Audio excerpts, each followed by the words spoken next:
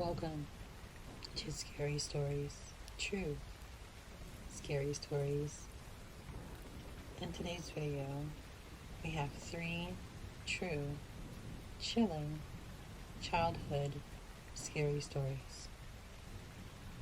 Sit back, relax, grab a snack, maybe some hot cocoa, and snuggle up to the nice fall weather, and let's begin. Story 1 is named Haunted Field. Hi. This story is based on going to a haunted field with my friends.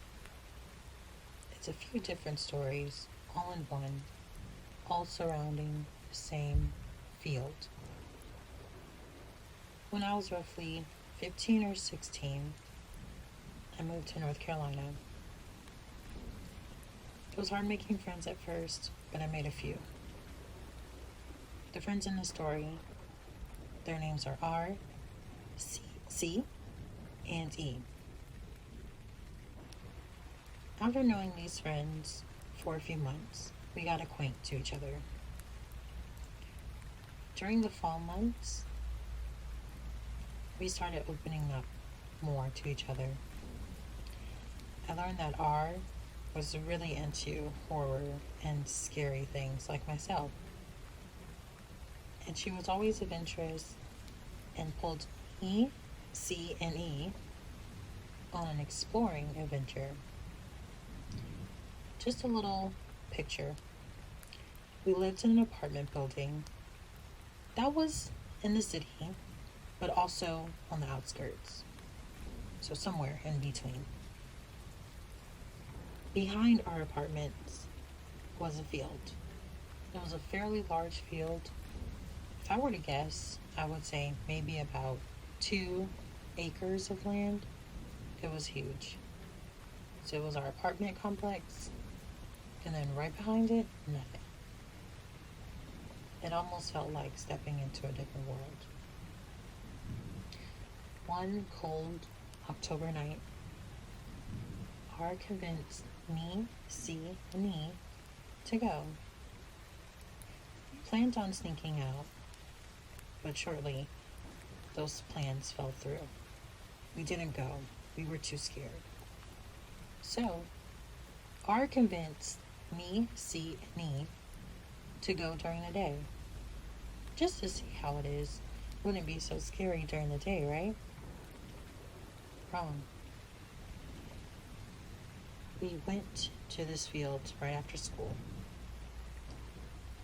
And once we stepped into the field, I just remember feeling the cold October breeze. And hey, it was just a field. It was just grass. Nothing but grass and this hay-like stuff. And the further we walked, we came upon a mini forest. There were so many trees. And of course it's fall, so there were no leaves on the trees. We scouted the area, just looked around. Nothing really happened on this journey. So we said, hey, okay, let's come back at night with our flashlights and explore. We got those first jitters out the way, so we were fine, right? We left our houses at 8 p.m. with flashlights. We headed to the field. It was a short walk behind our apartments. Just like we did during the day, we walked through the grass to the woods. We looked around for a little bit. We hesitated for a little bit. Upon looking around, C stopped us in our tracks. She said, "Do you guys see that?" As we all started to turn our heads slowly, we saw a couple, a guy and a girl. The guy was sitting, and the girl was laying in his lap. Their clothes were so out of place. So out of place. At this time, day and age, it was 2008. These people looked like they were dressed from the 90s, early 90s. I can vividly remember the girl had on a long flannel and her hair being pulled to the back. The guy had a middle part. Same thing, flannel and a long white shirt underneath. I looked at them. They didn't even look at us. It's like they didn't even know we were there. And as E flashed her flashlight upon them, we saw through them. We saw the tree that they were sitting on through their bodies. We ran. We ran as fast as we could back to the house. We were in shock. We were in disbelief. We saw ghosts. Now, after being shaken up after this experience, we didn't want to go back. There was no need for us to go back. So fast forward to the next year. It's my birthday. I have a sleepover. And it was me, R, C, E, and my cousin. R happened to bring up the night that we went that following fall, the previous fall. And she convinced us to go back. We were scared. We said no. But my little cousin, being so intrigued, we went. So we all went. This time, before the sun went down, we went. And we looked through the forest. And out of nowhere, I caught a glimpse of a man. This man was wearing hunter gear. He had on the little visor that has like the reflective lights. And he had on all camo. And he was holding a weapon. I said, oh, I didn't know people hunted over here. And then when I looked back at him, he was a foot ahead of where I saw him last. But here's the thing. When I looked closer at him, I realized I could see through the bottom half of him. So I could only see the top portion of him fully. But the bottom of him was completely transparent. He looked at me. When he looked at me, I froze. I was so scared in that moment. He knew me. He saw me. And then I blinked, and he was another foot ahead of me, walking, staring at me, gazing at me with what I can only describe as hatred. And I was like, we have to go, we have to leave. And out of nowhere, I'm looking at my cousin, and she starts falling like someone kicked her in the back of her leg. And she's looking at me. I'm looking at her confused, like, how are you falling? And she falls. And we're all just standing there dumbfounded. After we collect our thoughts and pick her up, we just run. We run back to the house and we talk about it. How did she fall? Who was that man? Why was he staring at me? We thought about it for hours. And the sleepover soon ended. And everyone went home. Days and days after that, I had nightmares about this man. And there was this one night before going to sleep. I focused my eyes on the left side of my bedroom. And he appeared. He was in my room. He was staring at me. I closed my eyes because there was no way this was real. He couldn't be in my room. He couldn't be here. But there he was. I opened my eyes again. He was still there. I was frozen. I couldn't move. I couldn't leave my room. I couldn't do anything. I closed my eyes. I went to sleep. After that day, we never went back to that field. Ever. Now, fast forward almost 15 years, pretty much. And there's apartments there that once stood in that field. I can only imagine the things that happened there.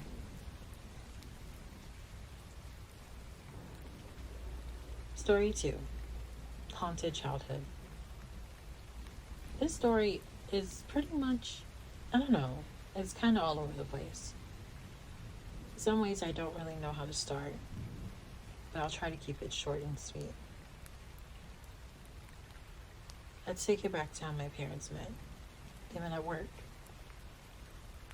My dad, he wasn't totally honest with my mom, or so the tale goes. My dad had a family of his own. He met my mom, and they had me. My dad's wife wasn't fond of me or my mother. Do I blame her? No, absolutely not. But there was this story my sister told me. She said, before I was born, my dad's wife called our house. And she said, stay away from my husband. I curse you and your child. I hate you. And she also stated she was placing a hex upon me and my mother.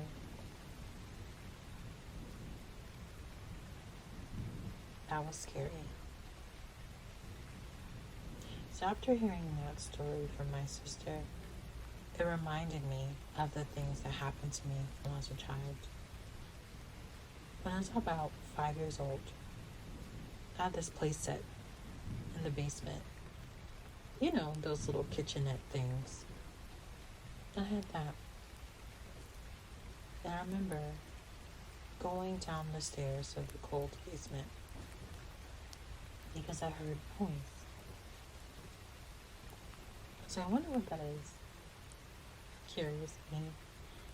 I crept down to the 5th step to see my kitchenette opening on its own. And the dishes were just flying around in the little tiny sink. And the cups were flying on the floor. And the little plastic food was flying. And then the door slammed. I froze. I thought, maybe one of my friends is over. But how were they doing this? I didn't see anyone. I just saw everything flying around. I ran up the stairs as quickly as I could and slammed the door. Yeah. After that moment, as any kid, I didn't want to go back downstairs. I was horrified. So I went along the way. But then the basement door opened. My tiny little body froze in shock. I couldn't understand. How could this be happening if no one is here? Now, let's fast forward about a few more years. I'm 8 years old. I'm just sitting at home watching TV, enjoying my little free time. And I see a dark mass fly across the door.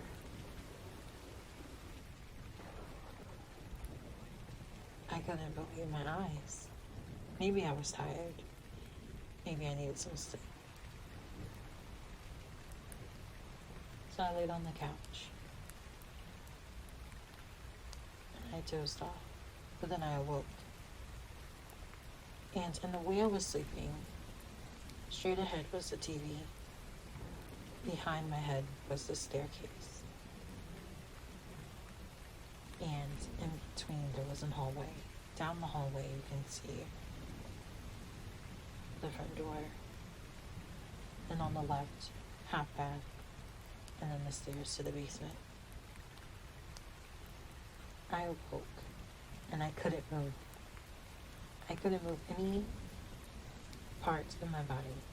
This was sleep paralysis. And I remember seeing the black mass behind me by the stairway. It was coming down the stairs, and it felt like an eternity. And then it stood by the stairway, staring at me. I couldn't move. I couldn't break free. I couldn't close my eyes. My eyes were frozen, open.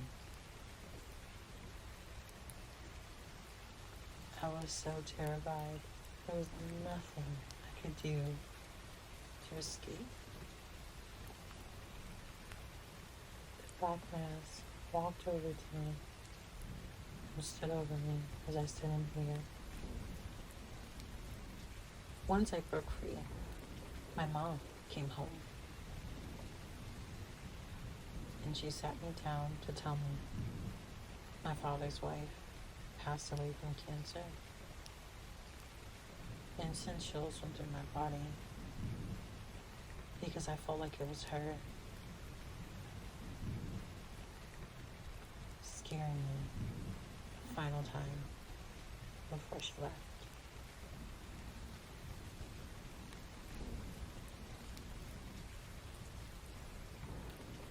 Story 3.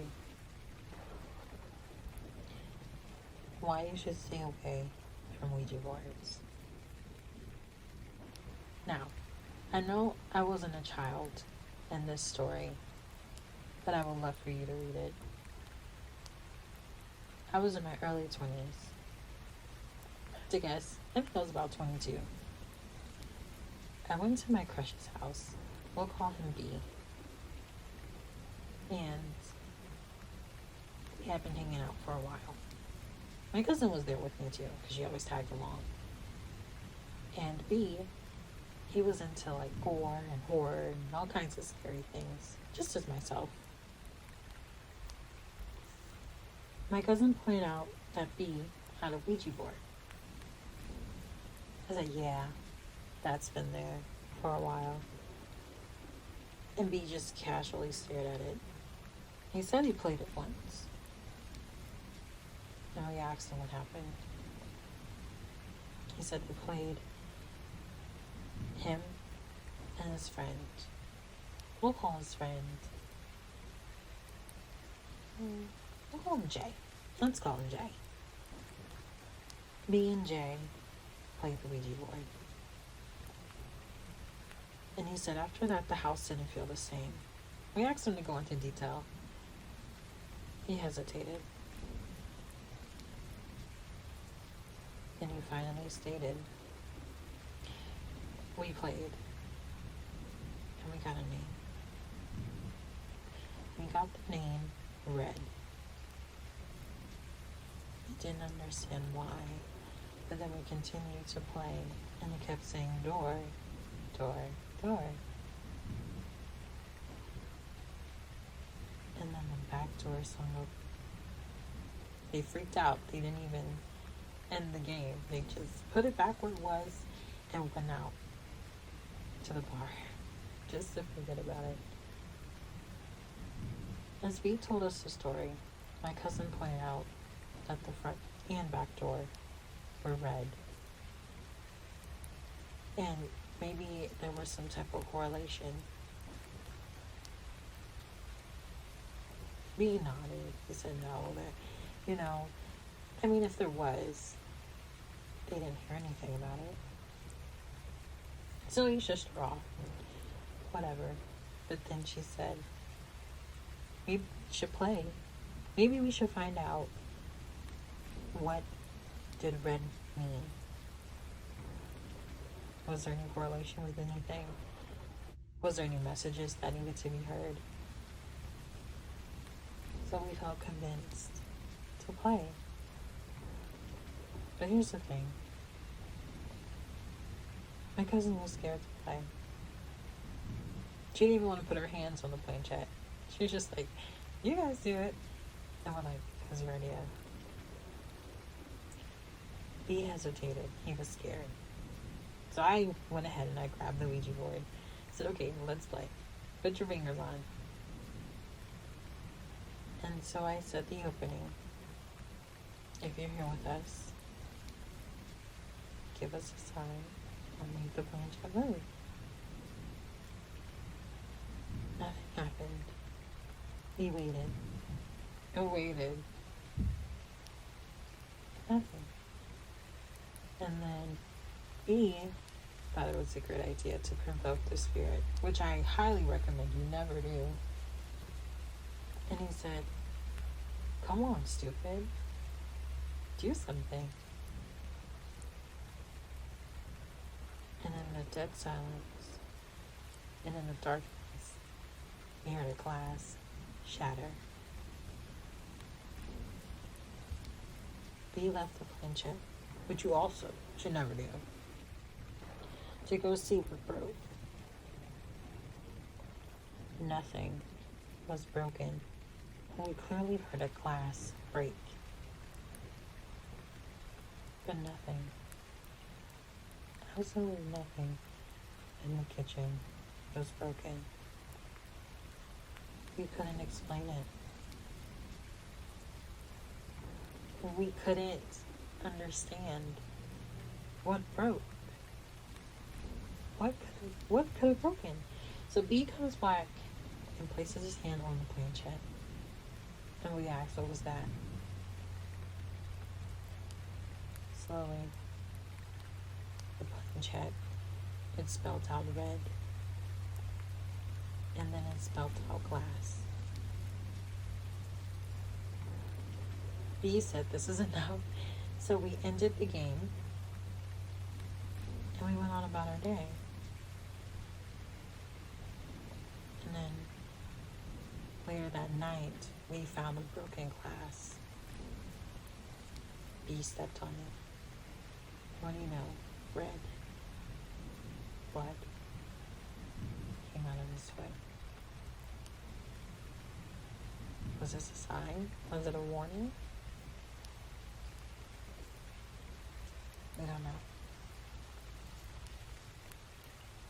Story 4. I used a pentagram to open a portal. Just a little backstory. This was about 7 years ago, and I was really early into witchcraft. But I started on the wrong end of witchcraft.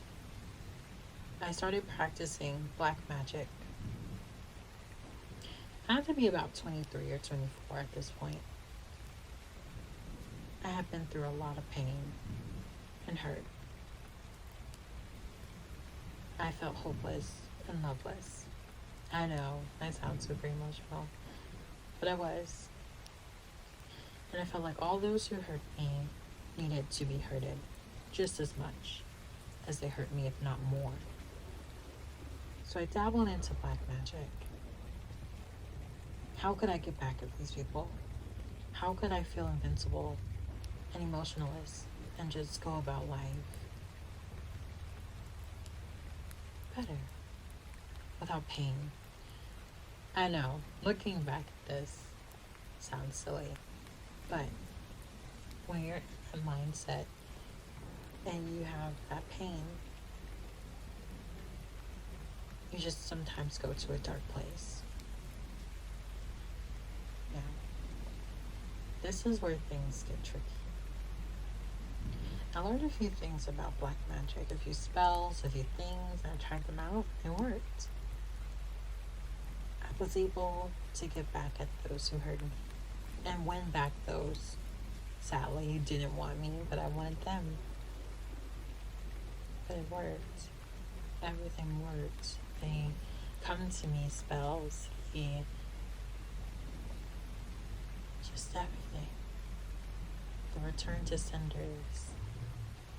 Yes, these things can still be done in magic and as good, but the only difference with black magic is your intention. Everything has to do with intention. So negative energy that's put out will get negative. Positive, same thing. So after these things worked, I learned about the third eye and how to do things like read people's minds. So when someone were to talk to you, you can hear what they're actually thinking instead of what they're saying. Revealing the truth.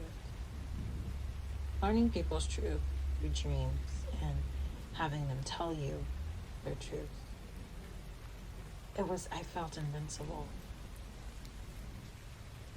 So I thought, hey, let's do the pentagram, which signals water, air, fire, earth. Let's take all the elements and use them. Why not, right? I didn't think of any consequences. Heck, I didn't really think of anything, honestly. I was just on a ride of feeling invincible. So, I took an element of earth to make the pentagram, and I made it in my bedroom. I know. I can feel you judging me through this video. But I had to do it. So I took salt, made my circle. It took a while to get it perfect. And then I made my star. And I said my chants. And I did what needed to be done. And I welcomed things. I created a portal. I welcomed things through this portal. I should have never done that.